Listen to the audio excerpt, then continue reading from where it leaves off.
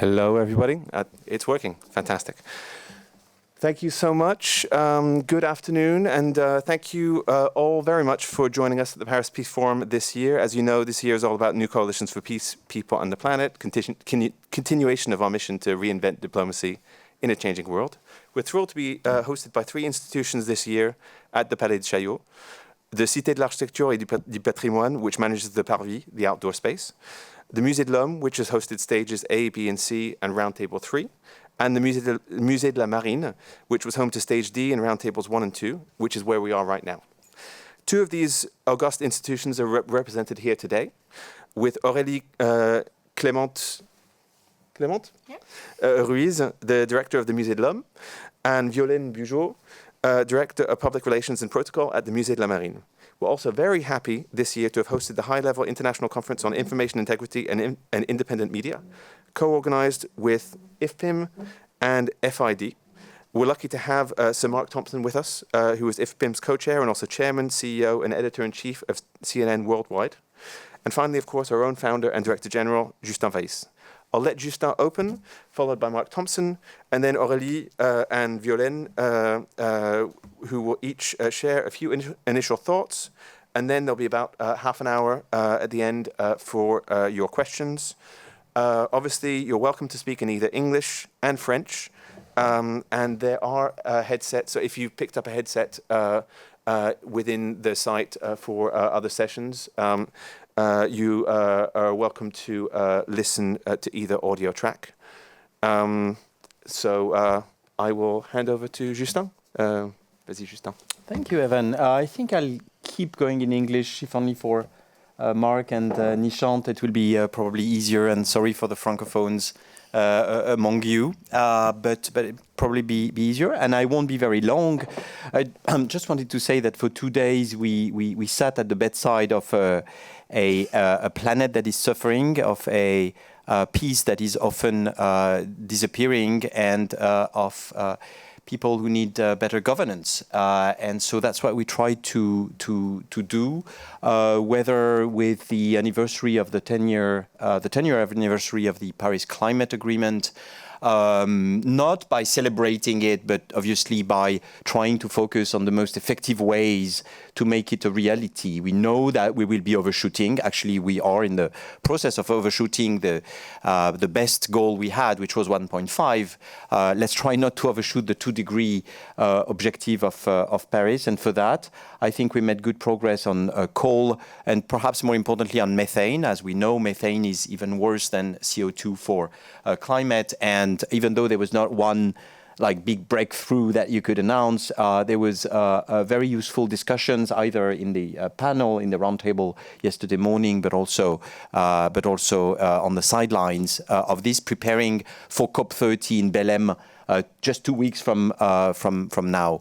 Also a panel on nature-based solutions, and of course the very interesting point of view of the presidents of COP that have been gathering several times,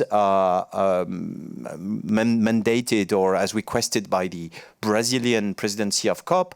So we had both Laurent Fabius, COP21, and André Correa do Lago, COP30, and a couple of them in between, COP24, COP22 actually, and COP29 as well. And that's interesting because they are the ones who actually provided the view from the inside. And then a couple of other issues on the planet. I won't mention all of them, but we've had a couple of important discussions on critical minerals. There's actually one, I think, finishing next door. I was saying also the new coalitions for peace, people, and the planet. I started with planet, but we also focused on peace. And here also, we just had a Israeli-Palestinian, or actually a civil society, I should say, panel roundtable that ended.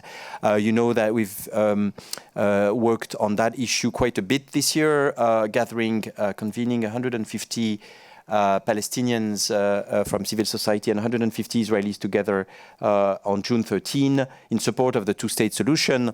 Whatever the exact arrangement is, the idea is to try and accompany the ceasefire that was reached recently by a political push in favor of a more lasting peace. And that's the prize. And I'm ready to go campaign for Mr. Trump's Nobel Peace Prize if he tackles that problem than just the ceasefire. Ceasefire was great news. It was fantastic. It was the end of needless suffering. But of course, the big prize is the political solution to that. And what we've done, whether it was yesterday with former Prime Minister Ehud Olmert and former Palestinian Foreign Minister Al-Kidwa, or today with the panel we had, the roundtable we had in this very room with the Carter Center on Palestinian politics, or the civil society panel that we had, trying to push that and make sure that the last points of the Trump plan, 15 to 20, the international force, the end of the occupation of Gaza, and obviously the road to a two-state solution is reached. But as you know, we also have actually going now, or a bit later this afternoon, the conference on the Great Lakes region, part of which is in another location in Paris, the part on humanitarian issues, and part of it is here on regional integration. We also had a panel on the Balkans on 30 years after the Dayton Paris Agreement, and obviously yesterday on Ukraine, several sessions devoted to Ukraine and European policies, in particular vis-à-vis Ukraine, since Europe will have to share more and more of the burden. Lastly, people, I will leave the floor to Mark on the what was probably the main course of that meal in terms of global governance, which was the conference on information integrity. As you know, that's a topic that we've tackled since the very beginning of the forum, since 2018, with the Forum on Information and Democracy. And I remember at the time it was Macky Sall, it was Justin Trudeau, it was President Macron, it was and a couple of others from Africa, Latin America, Asia, and Europe. Gathering, and we've kept that both with Reporters Without Borders and 3 years ago with IFPI. But I'll let Mark take over on that. I would simply end with a word on tech. Whether it's AI for development, the panel that just ended, as you know, we held, and the Paris Peace Forum contributed greatly to the, I think, to the success of the AI Summit earlier this year in February, and in particular with an angle that is dearer to our heart, which is the AI seen from the Global South and for the Global South. I don't like the expression Global South, but we all know what we mean by that. So I think it's clear and useful as a shortcut. And what we had was, how do we turn these incredible amount of investment, the competition among LLMs between ChatGPT, DeepSeek, Mistral, and others into tools that can actually be used for education, for agriculture, for medicine. How do we turn them into concrete use cases that can actually improve the life of especially the ones who are less connected or not connected yet, the hundreds of millions of people who can actually benefit from AI with a smartphone. So how do we do that, especially in Africa, but not only in Africa? The Indians also will hold a summit soon, and that's one of the main angles of their own AI summit. Will be in February in Delhi. But also AI and children, and a couple of other issues, including safety, obviously with the presence of Yoshua Bengio, who's the foremost expert of AI safety. That's something that we need to keep in mind. So, in a nutshell, and I'll stop here and give the floor to Mark. What we tried to do was to apply our method, which is what we call the multi-actor method. We're not multilateral because there are governments here, but it's not a governmental conference or summit or forum. It's a multi-actor forum. You will see people from development agencies, you will see people from the private sector, you will see people from NGOs, foundations, academia, and other categories of people getting together in coalitions to try and make this world a slightly better place. We're very modest in our assessment of our impact, but we do think we have impact, not just by the convening that is happening every year, but also by the work that we do throughout the year. Our policy department is working throughout the year on many of these issues, and the forum, the moment of the forum is a way to not just showcase that, but make a push by gathering the different actors for action. And I don't want to be too long, but of course I'm happy to answer any questions, especially on the impact that we're trying to have and the impact that I think we have. With that, I'll leave it to Mark. Thanks, Justin. Thank you. Thank you. A battle is raging everywhere around the world right now between information and misinformation. And over the last 2 days here in Paris, I believe we've made real progress on the side of information. And I want to begin by thanking Justin and everyone at the Paris Peace Forum for providing the place, the convening power, and the atmosphere. He's talked about this, the multi-actor atmosphere to make that progress possible. And I want to thank the representatives of these two museums for providing a beautiful space, space, very good for networking, both for set-piece events, but for bilateral meetings and networking. It's been really a special place. And, you know, the environment, particularly such a beautiful and kind of resonant environment, makes a big difference to these processes. So thank you all, but particularly to the forum. It's a unique thing, actually. Here we are, 7 years in or whatever it is. And you get some of the most important and powerful people in the world coming together in exactly the right spirit when the stars align to make real progress. So I'm the co-chair of IFPIM. This is this global fund to support and sustain and build a future for independent journalism in much of the world. We don't do absolutely all of the world, but across country to country.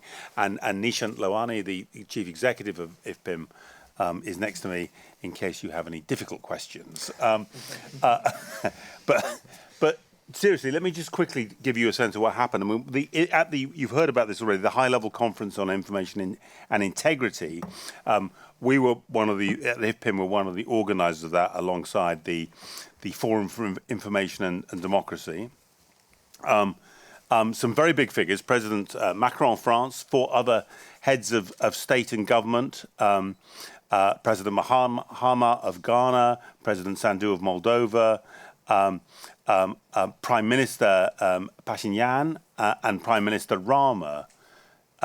These 5 leaders, made really powerful and passionate calls for support from the people convened here, and more broadly the world, to join forces in the battle for facts and for information integrity.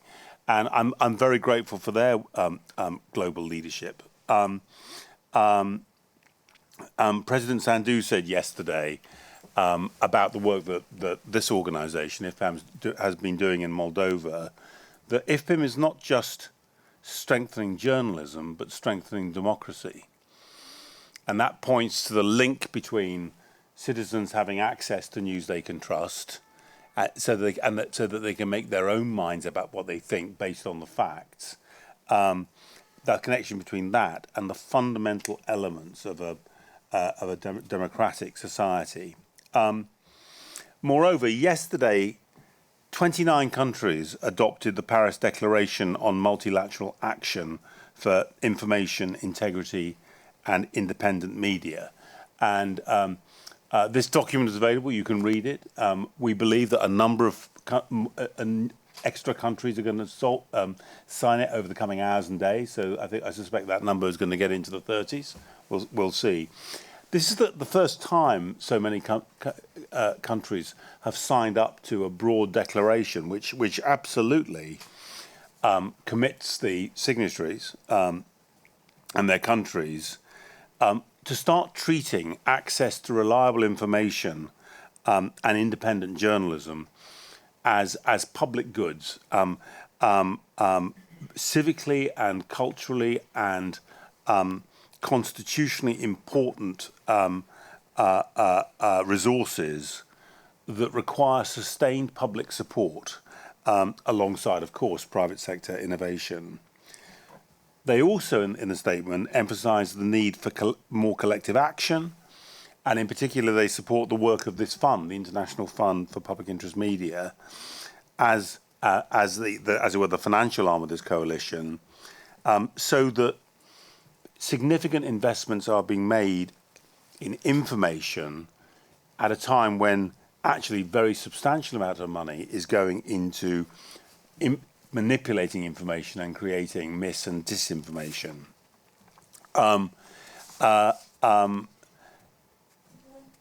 Next, the Republic of France announced a renewed financial support for IFPIM and committed an initial €10 million contribution towards the next strategic phase of the fund. IFPIM is 3 years old, and we've already provided financial support to 120 media outlets in 30 countries, pretty much in every part of the world. But that new grant from France is going to help us take IFPIM onto the next stage. We've got a goal of about 130 million euros for the next stage, as we have a model of how we give money, how we assess its success, and how we also hold our grantees to account. I mean, our money's not forever. It's to build something which in the end can be independent. And that 10 million will really help us. Ghana announced yesterday their financial support and became the very first, we're very proud to say, the first African country to contribute financially to the fund. 10 donors have now already pledged support to scale up the fund, including Spain, Luxembourg and Switzerland, who also announced their financial backing yesterday. As I say, we continue to work, and we'll be talking to many of the people who've been here to mobilise towards that 130 million euro target over the next 3 years. My co-chair, Maria Reza, gave a very eloquent and moving speech yesterday in our conference about what's at stake. And what's at stake and what's at risk is our shared reality. In other words, the sense that, we human beings, live in one reality, and it's so important with issues like climate change that we take that reality seriously. And you might say, why on earth do we have to defend the idea of a shared reality? We do. We know the reasons, but we do. And I want to end where I began, which is just saying, this for us, for IFPIM, has been a really energizing and positive experience. And I want to thank not just the organisers, but also the fellow delegates. We've really felt supported and emboldened by the real response we've had here. So thank you.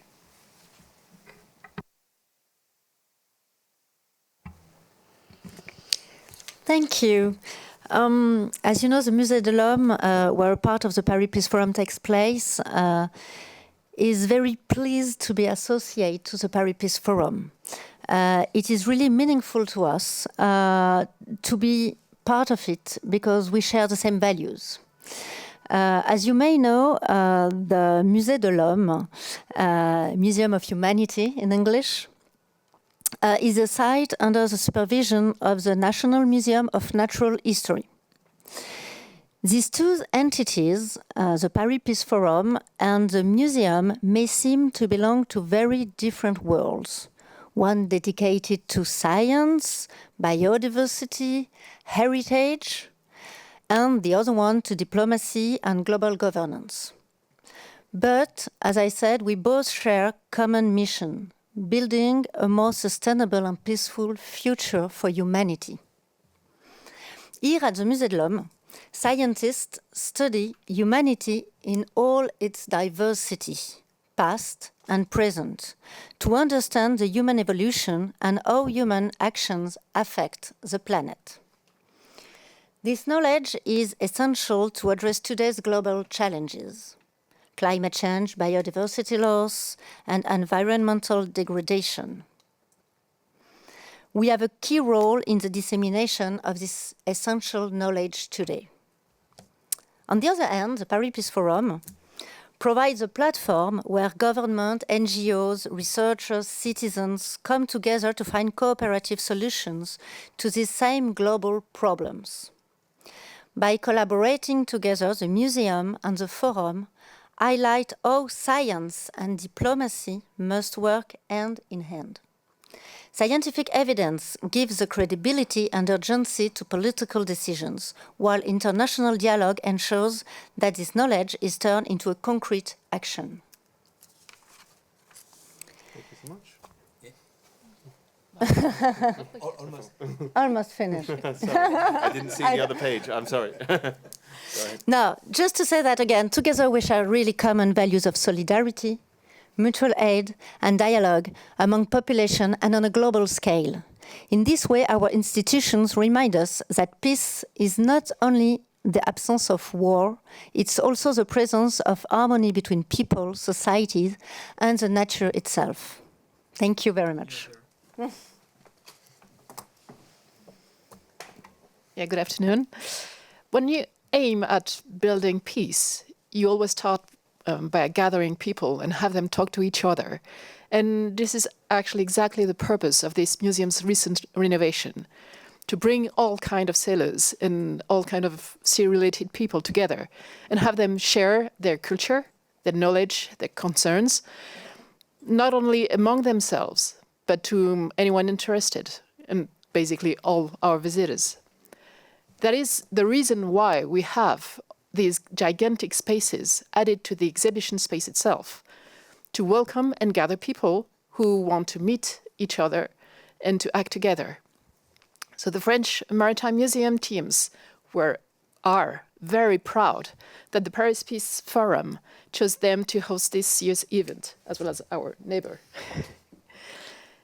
We are very thankful as well to be able to witness all that has been said these last 2 days. And we are humbled to realize that the message we deliver every day to our visitors about the ocean being a significant part of all contemporary challenges: biodiversity, climate, security, trade, science, communication, freedom, migrations, and I could go on, is an opinion that seems to be well shared among the Paris Peace Forum participants. So this central role of maritime affairs in contemporary issues is all what the museum's collections are about, through art and through techniques, here in Paris and in 4 other places in France. We enlighten today's issues with centuries-old maritime heritage, as in our current exhibition on Magellan's epic journey. And so we were really thankful to the Peace Forum to have chosen this place to host. Thank you so much, all four. I guess now we'll open to questions. Si vous avez des questions en français, if you have questions in English. If you have questions in French or English. In both languages, and so feel free to ask in whichever you'd like. All of our speakers here have headsets, so even if they don't understand, they will be able to get it in their ears. Go ahead.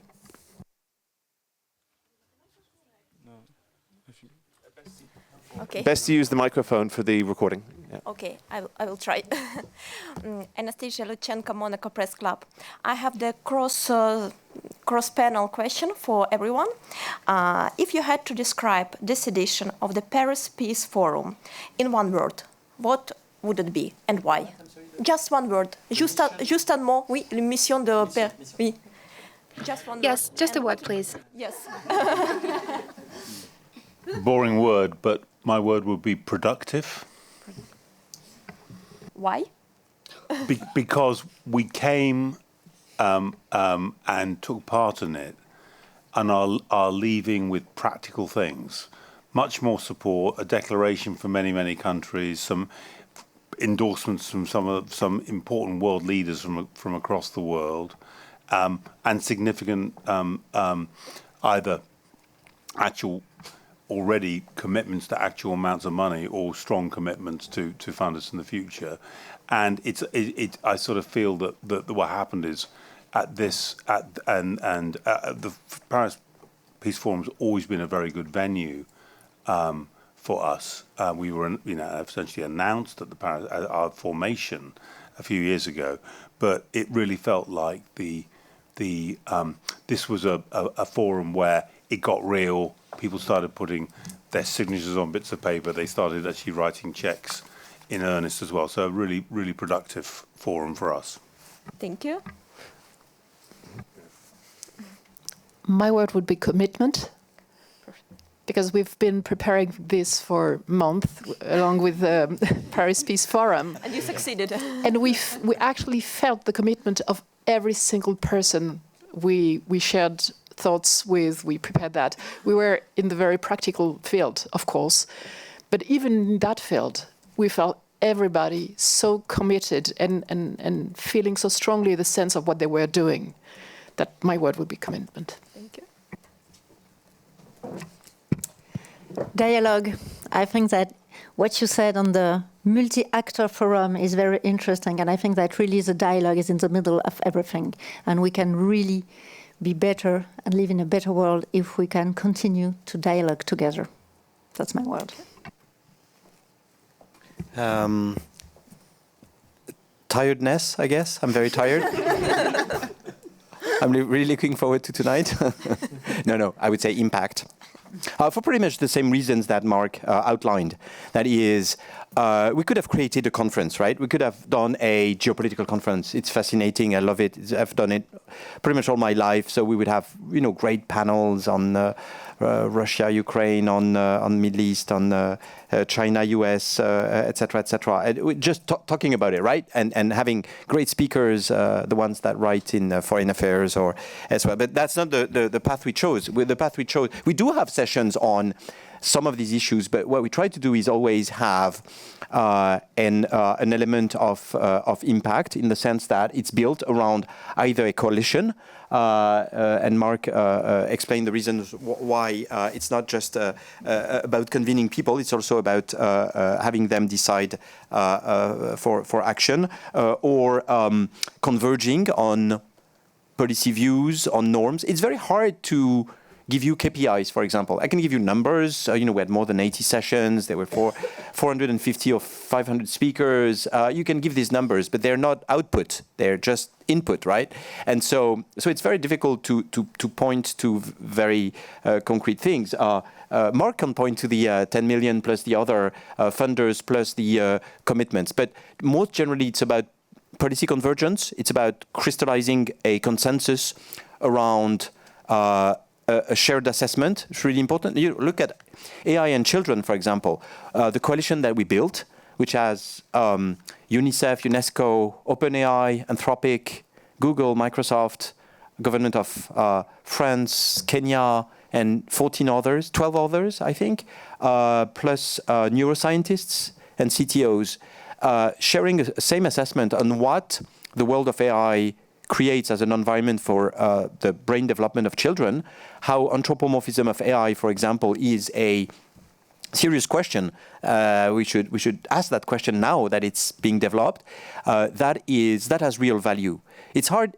Once again, it's hard to turn that into a KPI. But the fact that we're gathering these people, not just now, but regularly on a regular basis throughout the year, that really has value. because it's not just dialogue. Dialogue is very important, but it's not just dialogue. It's also converging on a shared assessment and pre-norms. I'm not saying norms, because norms are made by legitimate institutions like jurisdictions or the UN or the EU or others, but it's sort of pre-norms. It's when these ideas are formed, when the good practices are exchanged, when views converge, and that's the sort of work that we're doing. So we're not at the academic, on the academic side, we're not at the policy decision side, we're in between. We are at the moment where these ideas form and converge, and that's what we're trying to do, especially for emerging issues or for issues that are sort of the wicked problems of this world. Complex issues need complex solutions, and the forum is a bit complex, honestly. So for journalists, for example, I'm sure it's not very easy to write about the forum, because it's not a peace forum in the sense that we don't take Mr. Putin and Mr. Zelensky by the hand and tell them to make peace, because we can't. I'd love to do that, but we can't. So we do other things that are useful. And it's not a conference. It's not an academic conference. It's not a symposium. It's not a diplomatic summit either. We have heads of state, but we don't have only heads of state. It's something in between, which is in this really difficult spot of trying to have complex solutions for complex problems. And so we're trying to do that for critical minerals, for information integrity, for climate overshoot, for AI and children, AI and development, etc., etc. So impact, in one word. Thank you so much. And my word for you, chapeau. Thank you. Thank you very much. I see questions. Bravo. I think I saw questions here. All right. Well, we'll take maybe 3 questions and then hand them out between the people here. So, okay. Go ahead. First, I want to thank you for the invitation. It was a truly enriching, enterprising forum.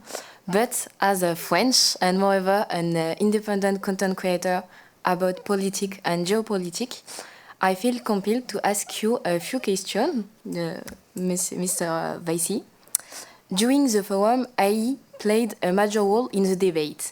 You said about Mr. AI, OpenAI, many directors of the forum, in order to raise the level of debate and bring a new perspective, felt that it would have been better to invite technocritical voice rather than just cautious one, and we know they have this voice in French. Should we do one by one, or very quickly. So, have you read what Yoshua Bengio writes about AI? He's the guy. I think, interestingly, he's the guy who just got to more than 1 million quotation on Google Scholar. So he's a very, very quoted guy, and he's not tender for AI. He is pointing at the dangers of AI constantly, and even him sitting in the same panel as Microsoft and governments, etc., was an interesting thing. So no, I think I sort of reject the charge in the sense that I think we did have other voices, especially on that question of AI safety, or on the fact that, for example, too much money is spent on perfecting huge LLMs that are extremely hungry in terms of energy, etc., and not enough on use cases and what you can actually do with AI. So yeah, I think we have a pretty good balance. But yeah, we can always add other voices and other opinions. I think it's worth doing. Good. I'm very satisfied of the answer. And my second question is how to explain the absence of a conference on the situation in Sudan. That's a big regret. I wish you hadn't asked the question, because we did it last year and the year before on Sudan. Last year with Mo Ibrahim and a couple of others on Sudan. We pride ourselves on on paying attention to the forgotten conflicts, and that is one. This year it was on the Great Lakes. Very often DRC is forgotten. And it's not much talked about in the media, especially the French, well, including the French media, not especially, including the French media. There are things. Some journalists are doing a good work on that, but it's true that it gets about a tenth of the attention given to the Israeli-Palestinian conflict, for good reasons, perhaps, but at least there are no good reasons for forgetting these conflicts, or Yemen, for example. Sudan, we started planning one, and then we didn't have a really good angle on the Sudanese, and so it's a regret we have that we didn't have anything on Sudan. But you're right to point it out. It's something that is close to our heart. The deputy director, who's not here, but Fabienne Nara has been working on that conflict in particular for many years, and so, well, on that region for many years, and we wish we had. Okay, thank you. Thanks. I think I saw a question over here first, and then I saw a number of questions over here. So maybe we'll start there. Bonjour, je suis ukrainienne. Je m'appelle Oksana. Good afternoon, I am Ukrainian. My name is Oksana. I am an expert on politics and I work here in France. I am a refugee, as you may well know already. As it's been stated, Ukraine fights for peace nowadays. In Ukraine, we say that we do not win a war, we win peace. Ukrainians do not win the war, they're trying to win and earn their peace. And it's something that has been lacking, in my opinion.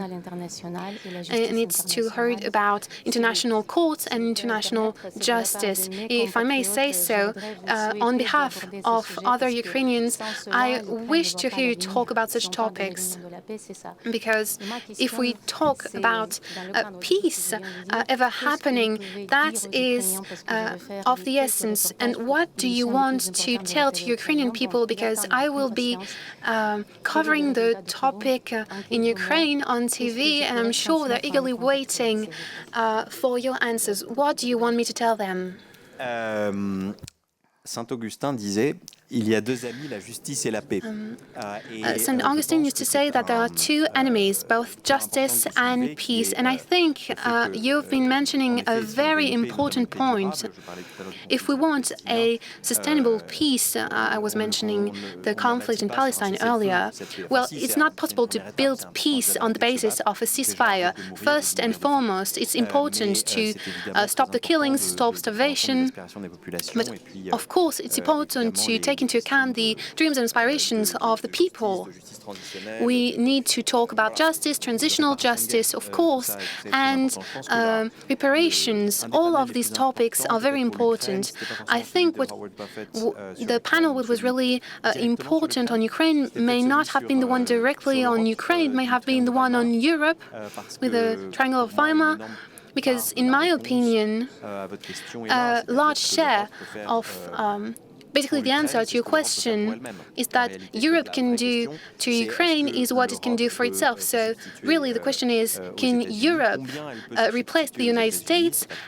To which extent can Europe replace the United States? I think you get my point. There are some things Europe cannot do to help Ukraine, like intelligence, for instance. En termes de soutien, in terms of support in certain critical areas, Europe cannot replace the US.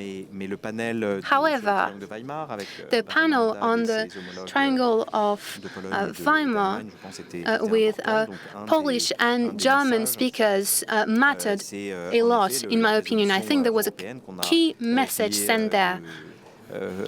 And I think in Europe we have been trying, during the forum, we have been trying to work on that. I know there was also a project on Ukrainian-based solutions. And more broadly, there was a panel on strengthening international humanitarian law with Ms. Poliarich, president of the Red Cross, with Mr. Barrault and others, so French and Spanish foreign affairs ministers. In this increasingly conflicted world, with more than 11 wars and 61 conflicts, humanitarian work and humanitarian law, matter a lot. bakeries, hospitals, schools have been bombarded. So what we've been trying to do is to help Ukraine directly, strengthen European capabilities, and strengthening international humanitarian law. Juste pour info, parce que je viens d'avoir l'info. Just for information, I've just been given the answer because we were asked about Sudan.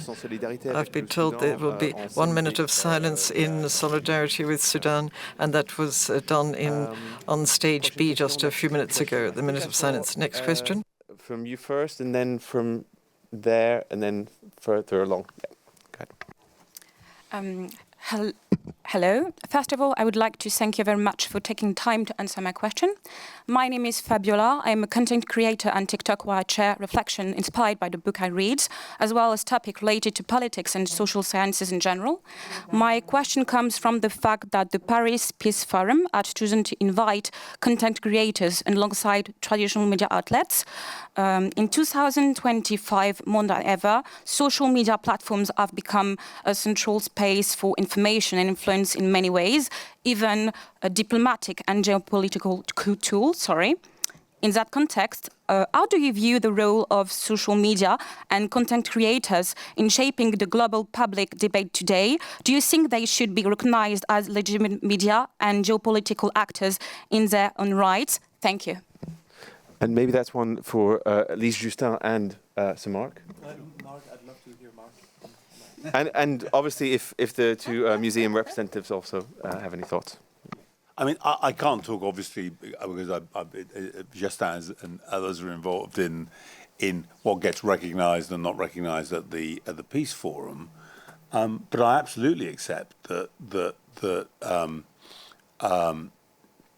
influencers and contributors of content who are outside conventional media, legacy media titles, and who are using other means or traditional means, writing pieces, but in the context of, I don't know, a Substack account or whatever, so that they, although the way they're using media is fairly conventional, they're doing it as sole traders and trying to reach audiences and build a business in a way on their own, are completely legitimate. I'm one of the legacy media players who thinks that the fact that this is democratized and that people can make content, whether it's text or video, on devices which billions of people have, is a good thing, not a bad thing. And I think in many discussions it would be really, really useful if they were involved, definitely. I mean, your point is right. I mean, as you know, the irony is that legacy media brands like CNN are themselves very extensively, we regularly will get as much as 30, 40, 50 million views for videos which were essentially made within CNN and within the CNN brand on TikTok or YouTube and so on. Now that happens, frankly, almost every day. Very, very large audiences.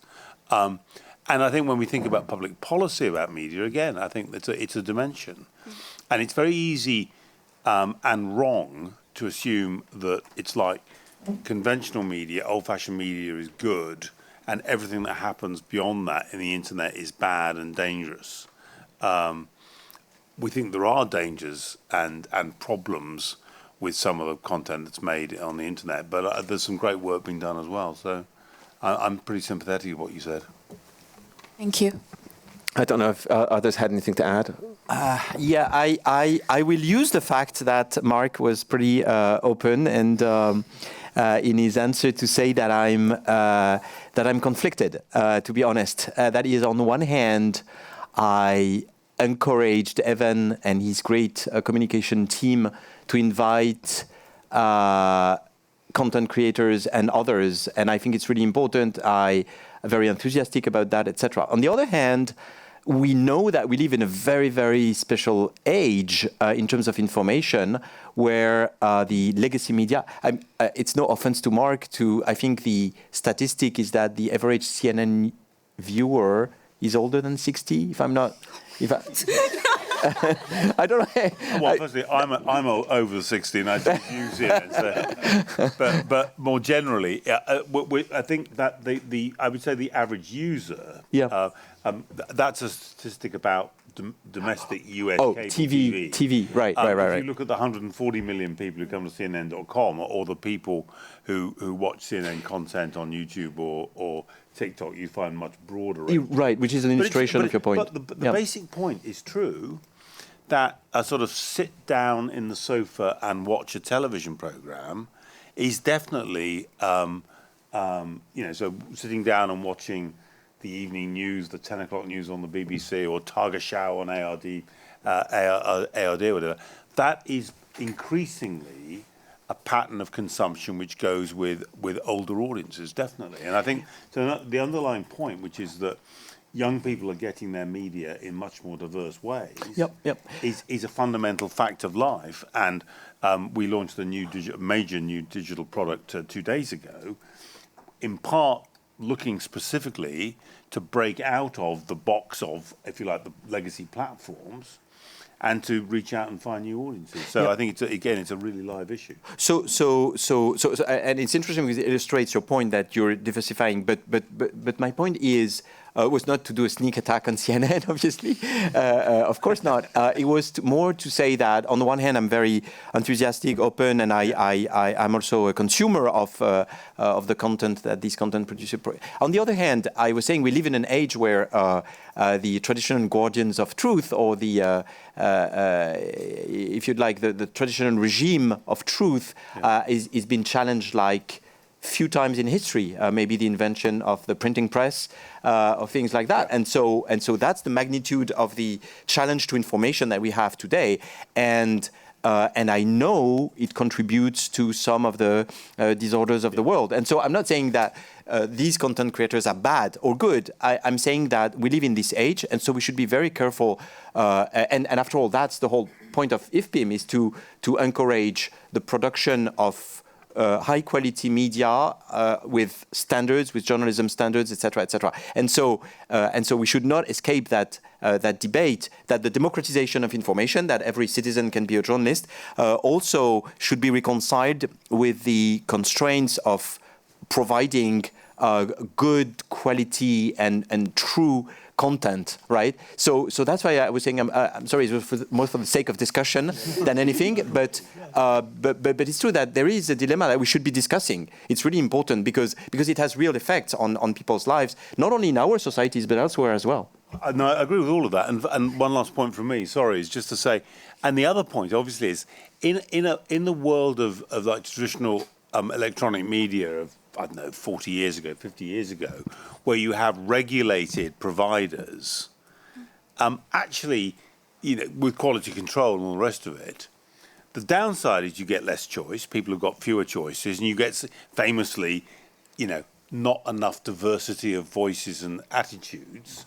The upside is high levels of quality control. We've now got much greater choice and diversity of voices. I think the thing that we maybe lack now is thinking about how do you equip users, citizens, to be more discriminatory, because there are fewer guardrails that and trying to figure out whether something's true or not is something you've actually got to think about hard, rather than just switching it on and thinking it's going to be fine. So anyway. So we're turning this press conference into a panel. I feel like you wanted to have a follow-up comment, and then we'll pass it over.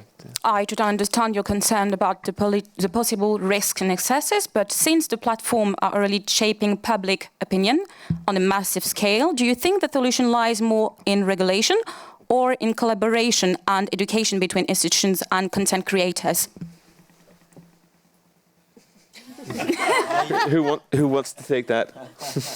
Well, there's the closing ceremony in like 20 minutes, so I'm going to pass on this one. But it's a really interesting one, and we should have we should have had a panel on that. Really, it's very important. It's very important for democracy, for even for COVID and all these. I mean, and the fact that information, and that's the premise of IFPIM and the work that we do on that, is that information. We are social animals as a species, and information should not be treated as I don't know, entertainment or something that is just not central to our material life. It's central to a material and social life, and so we should be very serious about it because it has political implications. And sorry if we don't go further, but it's a really important one. Thank you for the question. You're welcome.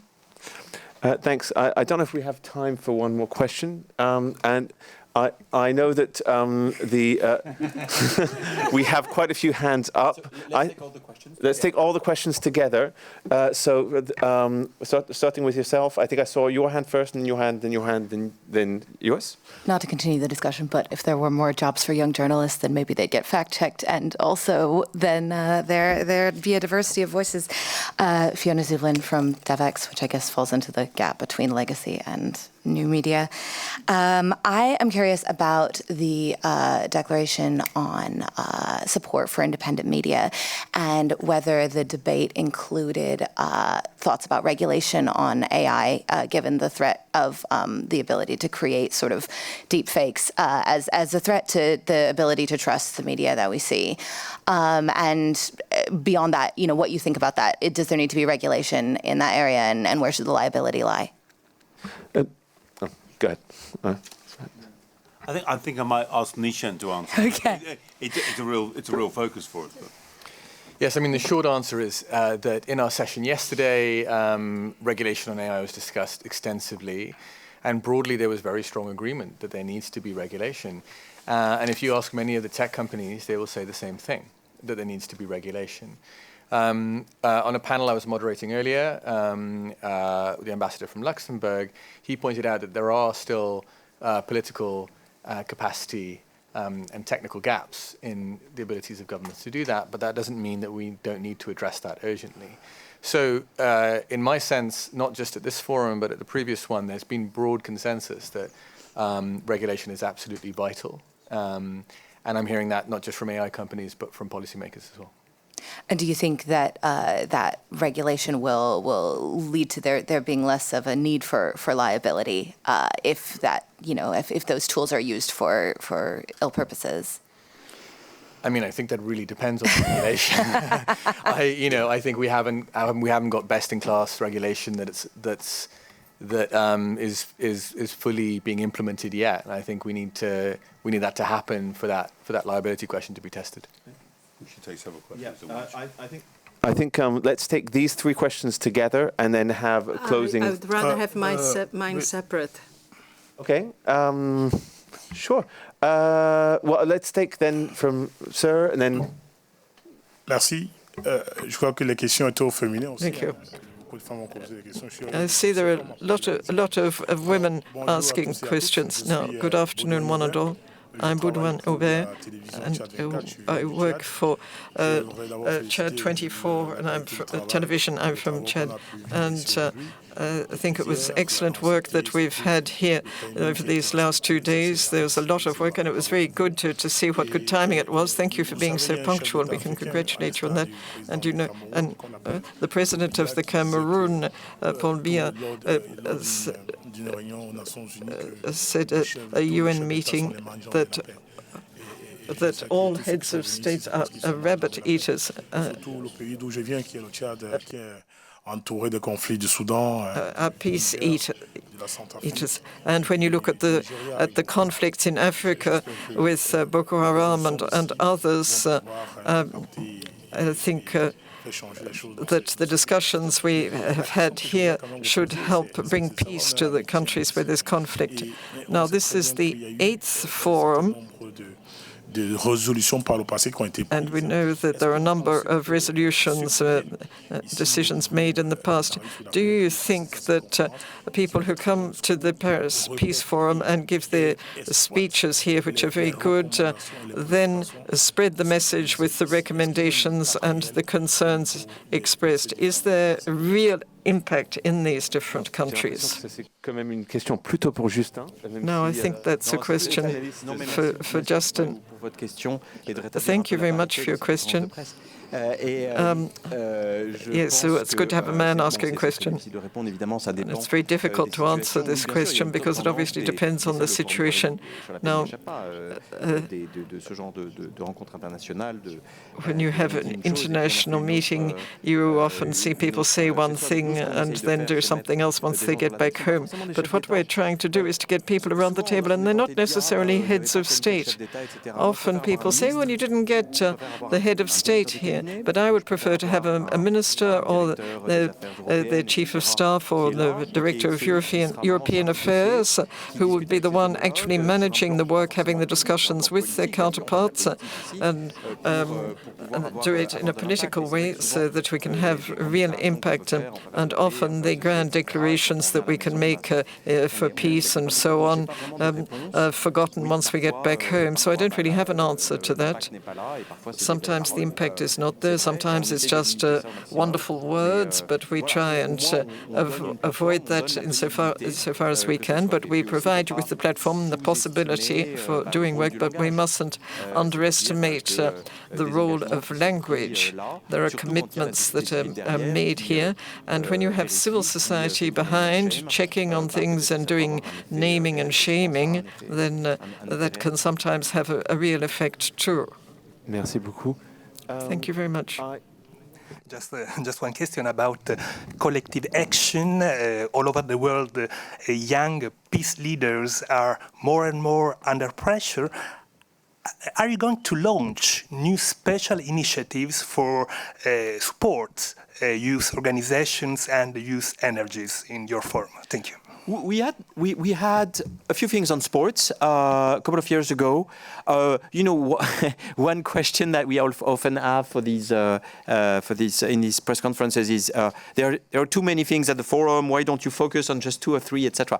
And then another type of question is, why don't you address this or this question? So we're always sort of conflicted between having a big tent and dealing with many questions on the one hand, and being focused on the other. And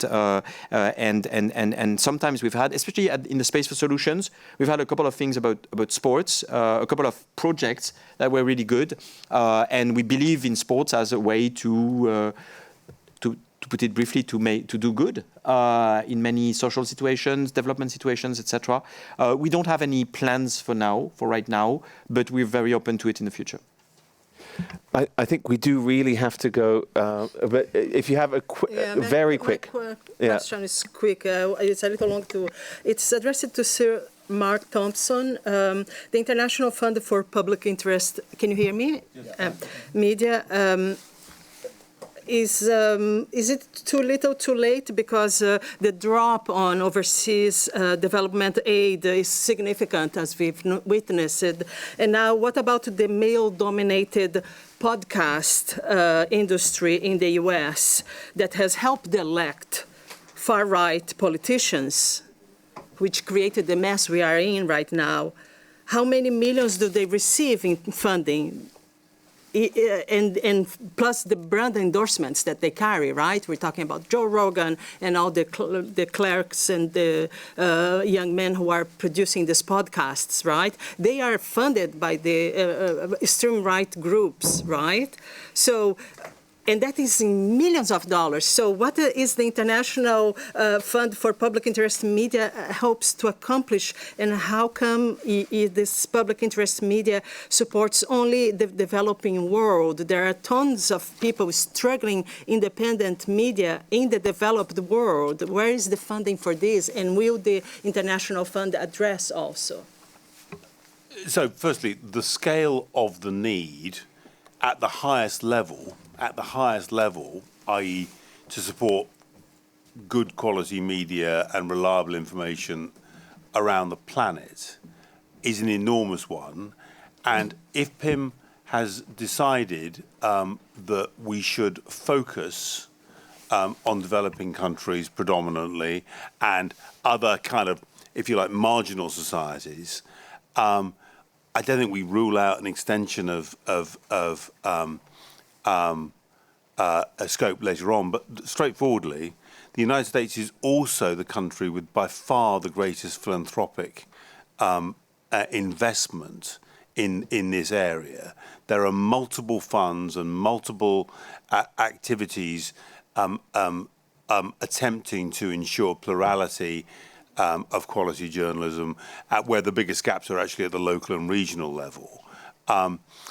Point one. Point two, I want to say in the end, certainly kind of male-dominated digital media, and within that male-dominated podcasting is a reality of the current media landscape in the US. I don't think most of those people, by the way, are getting sort of government funds, the US government funds, and neither the federal government nor the states fund media significantly at all. Political interest groups. But that's done in the open market, and as you say, probably done in many cases for political effect. I think that basically as a separate topic. One thing I can say about IFPIM, by the way, I think we have a majority female board of IFPIM. 55% of the grants we've given so far, 120 grants in 30 different countries, 55% have gone to journalistic enterprises which are either led by women or substantially composed of women, or both. So we are both in terms of IFPIM itself. It's a very small organisation, about 30 people in total around the world. But also in terms of our grantees, we're trying very hard to make sure that we've got a good gender mix. Crucially, both the board and the grantees are also intended to be truly global in character, people from the whole world, and we're trying to. But so far, the developed world we haven't touched on. We have some tens of millions of dollars so far to deal already with a vast amount of humanity, if we can. We're trying to scale our funding and increase our scope. We really do have to close now, also because they're cutting off our feed because they need it for another session, the closing session. So thank you all so much. Pour toutes celles et tous ceux, for anyone who wasn't able to ask a question, qui n'a pas pu poser une question, vous pouvez nous contacter. If you weren't able to ask a question, you can send us a message to media@parispeaceforum.org. And we'll be happy to get back in touch with you.